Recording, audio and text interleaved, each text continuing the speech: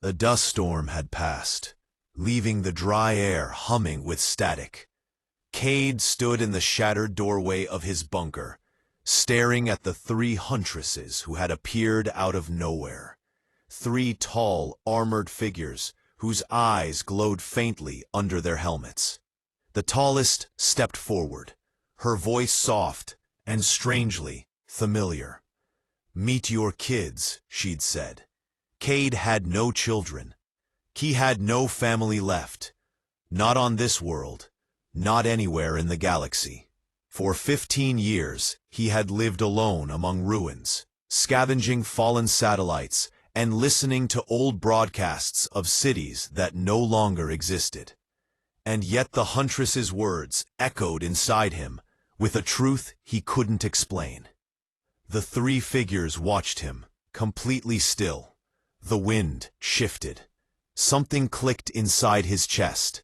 Fear, curiosity, or something deeper. He swallowed. What? The tall huntress removed her helmet. Her face was sharp, weathered, marked with scars of survival. But her eyes, those eyes, had a warmth he hadn't seen since before the war. They were dark, bright, human. "My name is Saris," she said. "And we weren't born. We were made. From you." Cade felt the ground slip from under him. Inside the bunker, Saris and the other two huntresses, shorter, younger, still helmeted, sat around the dim central table. Cade activated the lanterns, their light reflecting off their black armor. "I don't understand," he said. "Made from me? I was in cryostasis during the Genesis program. The labs were destroyed. Everything was lost." Saris nodded. "Not everything." She placed a small holographic module on the table.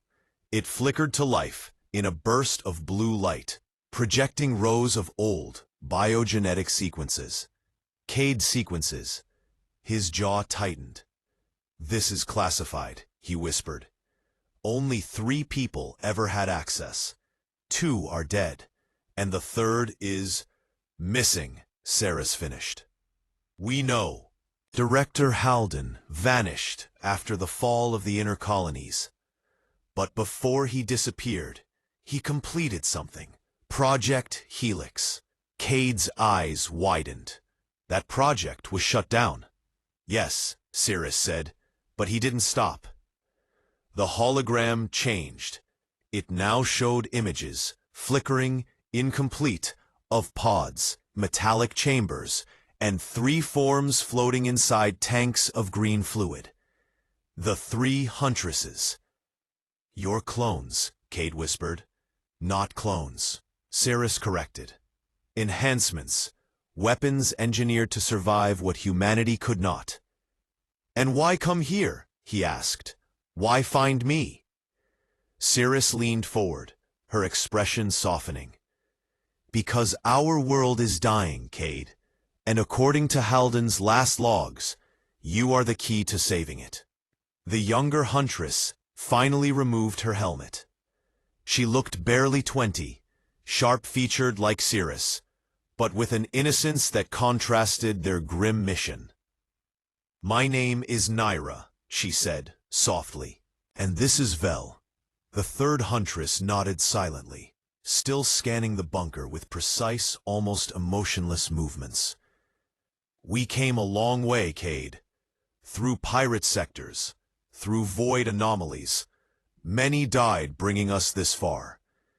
Cade felt a wave of heaviness settle in his chest. "I'm no savior," he muttered. "I'm an engineer who survived a war he didn't win. Earth is gone. The colonies are ash. The outer realms, no one's heard from them in a decade." Saris tapped her gauntlet, projecting another recording. A shaky video, static-laced. A gray-haired man with sunken eyes looked into the recorder. Director Halden. Cade gasped. "If you're watching this," Halden said, voice trembling, "then my girls reached you. Cade, you were more than an engineer. You were the only one who understood the Helix core, the only one who could stabilize it. Without that core, the terraformers fail. The atmospheres collapse. Humanity collapses. Static. Cade, they will need you. And you will need them. The recording ended. Silence filled the bunker like a weight. Saris met his eyes. We don't ask you to fight, only to help us finish what your team started. And if I say no? Cade whispered. Vel finally spoke, her voice colder than the others. Then the last spark of human civilization dies. Cade paced the bunker. His mind reeled. 15 years of isolation. 15 years of believing humanity was finished. He had accepted the silence of the dead world around him. Its broken towers, its buried cities. He had become one with its loneliness. And now, 3 engineered daughters, if that word even applied, had arrived with a mission that sounded impossible. Naira approached him quietly. You're afraid, she said gently. He exhaled. I don't even know what I'm supposed to be to you. A father? A donor? A mission objective? Naira smiled, small, sad. Maybe all 3, or none. We're not here for a family reunion, Cade. But Halden did make us from you. We share your DNA, your resilience, your stubbornness. Her smile widened just a little. And your terrible beard. Cade blinked. Terrible? Absolutely terrible, Naira nodded. He laughed, a short, surprised laugh he hadn't made in years. She smiled back, and for a moment, the bunker didn't feel like a tomb. But the gravity of the situation didn't fade. Saris stepped forward again. We have one question for you, Cade. The terraformers failed across the remaining human sectors because the Helix core is unstable. Halden believed you were the only one who could stabilize it. Will you come with us? Cade looked around the bunker, his only home, the dusty shelves, the worn tools, the silent radio. He had survived here, not lived. He took a breath. I'll come. Saris nodded, a flicker of relief softening her stoic expression. Then we leave at dawn. The next morning, the dead world glowed gold under the twin rising suns. The Huntress's ship, a sleek, angular vessel with scorch marks across its hull, stood ready. Cade approached it, bag slung over his shoulder. He paused at the ramp, looking back one last time. The bunker was silent. Naira placed a hand on his arm. You can build a new place, she said. It doesn't have to be here. He nodded and followed the Huntresses aboard. Inside, the ship was dim, humming with quiet energy. Vel took the pilot's seat. Saris monitored the hollow panels. Naira gestured for Cade to sit beside her. As the engines roared to life, Cade's heart hammered. He hadn't left this world in 15 years. The ship lifted. The surface receded. The sky darkened. Stars, millions of them, glittered across the void. Cade whispered, I thought I'd never see them again. Naira watched the stars with him. There's something you should know, she said. We weren't the only ones created. Halden made others. Some didn't stay loyal.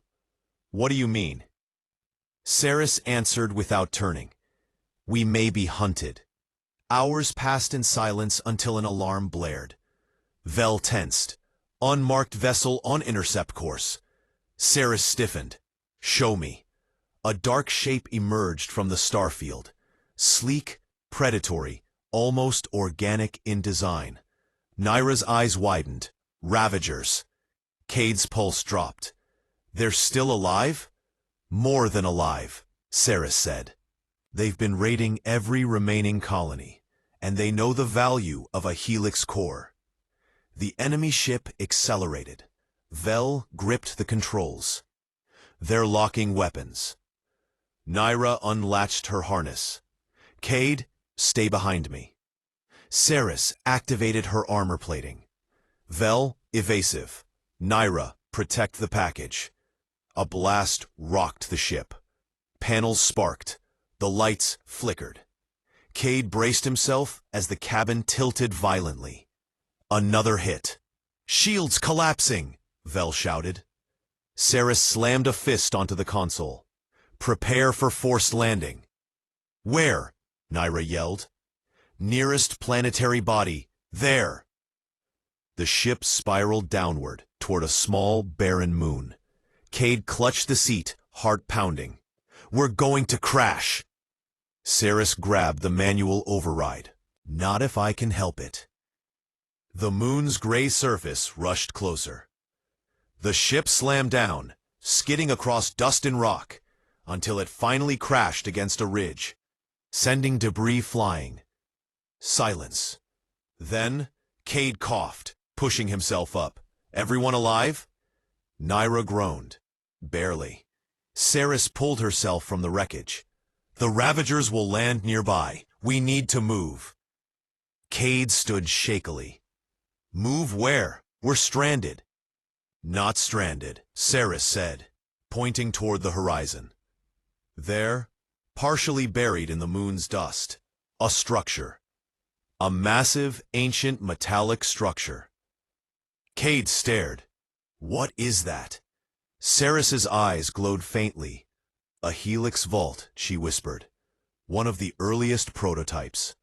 Nyra stepped beside Cade. And if Halden was right, inside it is the only thing that can save humanity. Behind them, the Ravager ship descended. Time was running out. Ceres tightened her grip on her plasma blade. Come on, she said. Your children are about to fight for the future. Cade took a deep breath and ran with them across the moon's surface as the Ravagers landed, weapons drawn. The dead world he had known for so long was behind him. Ahead lay danger, secrets, and a destiny he had never asked for. But he kept running, because for the first time in years, he wasn't alone.